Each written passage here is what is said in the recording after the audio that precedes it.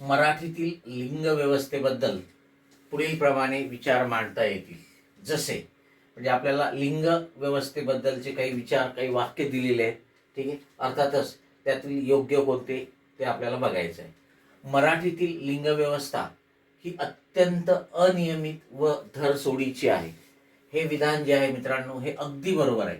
हे विधान जे आहे ते काय अगदी बरोबर आहे. कारण मराठीमधली लिंग व्यवस्था जी आहे ही अत्यंत अनियमित आणि धरसोडीची आहे.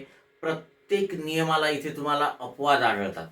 आणि ॲक्च्युअली ही लिंग व्यवस्था जी आहे ना, ही आपण परंपरेने ठरवलेली आहे. त्याला आपल्याला नियमामध्ये बसवता येत नाही. म्हणून तुम्हाला पदोपदी इथे अपवाद सापडतात. ठीक आहे, आणि म्हणून हे जे वाक्य आहे अगदी सत्य आहे, बरोबर आहे. लिंग ओळखण्यासाठी नामाच्या रूपाचा विचार केला जातो. हे सुद्धा अगदी बरोबर आहे.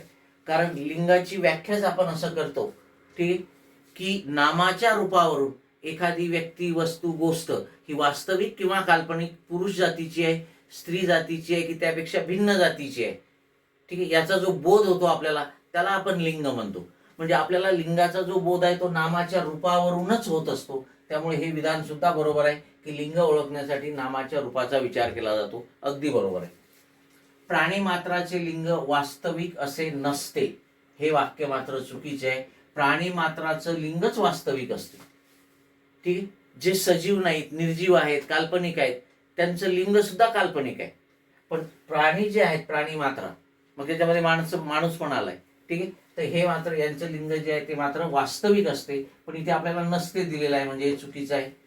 निर्जीव वस्तूचे लिंग हे काल्पनिक नसते, हे पण चुकीचं आहे. निर्जीव वस्तूचं लिंग हे काल्पनिक असते.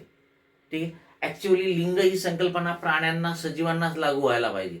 पण आपण मराठीमध्ये सजीव, निर्जीव, वास्तविक, काल्पनिक, ठीक, अस्तित्वात असलेले, नसलेले, सर्वांना लिंग ही संकल्पना आपण लागू केलेली आहे. लक्षात आले का? त्यामुळे इथे अ आणि ब हे जी पहिली दोन विधान आहेत ही बरोबर आहेत. वरील विधानातून पर्यायी उत्तरातून योग्य उत्तर सांगा. तर आपलं उत्तर असेल अ आणि ब बरोबर. फक्त अ आणि ब योग्य. अ आणि ब योग्य. Okay, yes.